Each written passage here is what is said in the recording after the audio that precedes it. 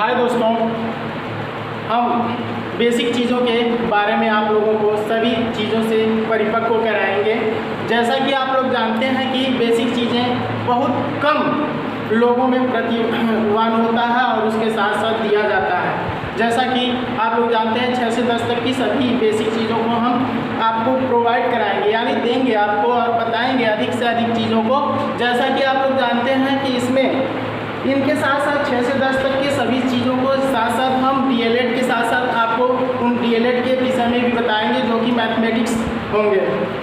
Mathematics के साथ साथ आपको सभी चीज़ों का ज्ञान दिया जाएगा, जिसमें सभी लोगों की संख्याएं और संख्या पद्धति, नेचुरल नंबर यानी प्राकृतिक संख्या, रूट संख्या जितनी भी होती हैं उन्हें हम आपके सामने प्रस्तुत करेंगे। जैसा कि आप लोग देख रहे हैं यहाँ पर संख्या पद्धति जो कक्षा 6 से स्टार्टिंग होती है और यहीं से आपको बताई जाती है। संख्या पद्धति आपका क्या होता है, जिसे इंग्लिश में हम लोग क्या कहते हैं, number system. Number system, number system यानी संख्या पद्धति आपका क्या होता है, नंबर सिस्टम। नंबर सिस्टम यानी वह संख्या जो आपको पूर्ण रूप से किया जाता है। जैसा कि आप लोग जानते हैं इसमें कि वह संख्या जो 1 से प्रारंभ होकर अंत तक जाती है उसे हम क्या कहते हैं, नंबर सिस्टम कहते हैं। नंबर सिस्टम आपका कितने प्रकार का होता है, 2 प्रकार का होता है। 2 प्रकार में क्या होता है, पहला होता है आपका संख्यात्मक और दूसरा होता है शब्दांक। संख्यात्मक वह होता है, जैसा कि आप लोग जानते हैं इसमें सभी प्रक्रियाओं को यानी संख्या पद्धति, जैसे कि हम कह सकते हैं वह संख्या जो 1 से प्रारंभ से शुरू होते हैं या चालू होते हैं उसे संख्या पद्धति कहते हैं। संख्या पद्धति कहते हैं, जो कि या जैसे 1, 2, 3, 4 10 कहाँ तक अपना अनंत तक लिख सकते हैं। यानी वह संख्या जो प्रारंभ से यानी 1 से स्टार्ट होकर चालू होती है और अनंत तक जाती है उसे हम क्या कहते हैं, संख्या पद्धति कहते हैं। जैसे भी आप देख सकते हैं 1, 2, 3, 4 10 करके आपको अनंत तक ले जाएगा। अब संख्या पद्धति के बारे में हम पढ़ेंगे। जैसा कि आप लोग जानते हैं इस तरह की प्रक्रिया संख्या पद्धति यानी 1 से प्रारंभ होकर अनंत तक जाती है, उसी को हम क्या कहते हैं, संख्या पद्धति कहते हैं। संख्या पद्धति आपका 2 होता है। नंबर 1 संख्यांक। संख्यांक का मतलब है यानी संख्याओं से निर्मित जो भी संख्या प्राप्त होता है उसे संख्यांक कहते हैं। जैसे वह संख्या, वह अंक जो संख्या के रूप में लिखा जाता है। जैसे 1, 2, 3, 4, 5, 25, 26, 27 इत्यादि। ये हो गए हमारे संख्यांक, यानी संख्या के रूप में जो निरूपित किया जाता है उसे हम संख्यांक कहते हैं। और दूसरा आपका आता है शब्दांक। शब्दांक का मतलब होता है जैसे कि किसी भी संख्या को उसके हिंदी रूपांतरण में अर्थ निकालने की प्रक्रिया को ही हम शब्दांक कहते हैं। जैसे वह अंक जो शब्दों में लिखा जा सके उसे शब्दांक कहते हैं। यानी वह अंक जो शब्दों में लिखा जा सके उसे क्या कहते हैं, शब्दांक कहते हैं। जैसे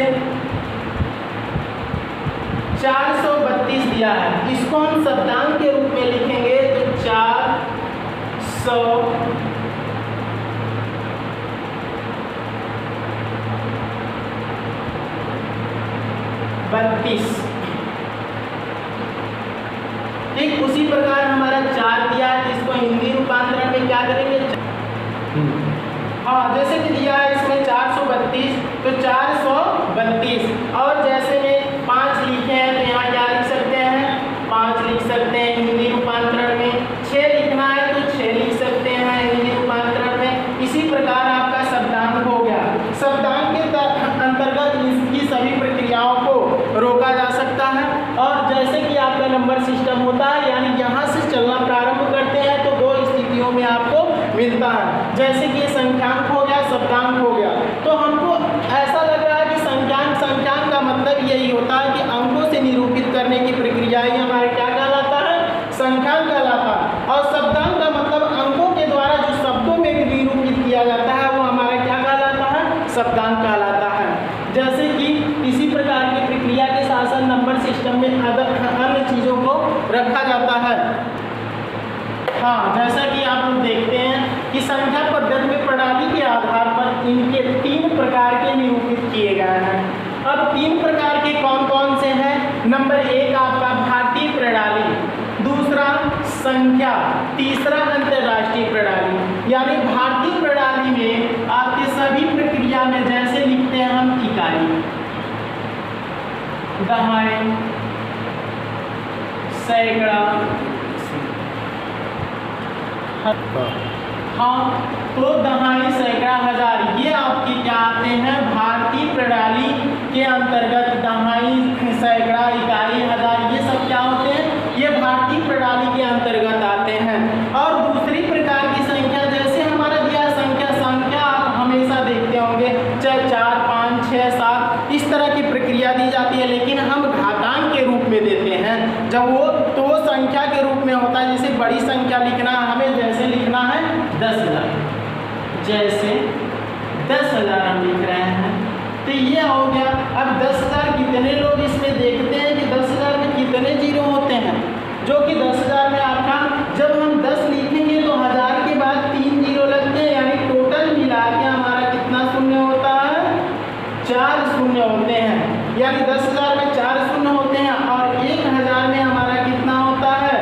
3 शून्य होते हैं। अब 3 शून्य होते हैं तो इसके अंतर्गत आपकी जितनी भी प्रक्रिया होती है, इसे हम अगर एक संस्था की यानी घातांक के रूप में अगर लिखते हैं, घातांक के रूप में लिखते हैं, तो ये 10 के पावर यानी कितनी संख्या लिखी जा सकती है? 1, 2, 3, 4 कितनी बार लिखा जा सकता है? 4 बार। उसी प्रकार इसको हम किसके कितने घात में लिख सकते हैं? 10 के पावर कितना घात? 3 घात। तो ये होता है आपका संक्षेप संख्या। संक्षेप संख्या होती है। ठीक, उसी प्रकार की प्रक्रिया आती है आपका अंतर्राष्ट्रीय प्रणाली। अंतर्राष्ट्रीय प्रणाली क्या होता है? ये आवर्त कहलाता है। क्या कहलाता है? आवर्त कहलाता है। यानी जितने भी ये तीनों सिस्टम आते हैं वो किसके अंतर्गत आते हैं? आवर्त के अंतर्गत आते हैं। और अंतर्राष्ट्रीय प्रणाली में आपका क्या होता है? जैसे होता है 10,000, तो हिंदी में हम लिखते हैं, इसको क्या लिखते हैं? 10,000। उसके बाद आता है 1,000।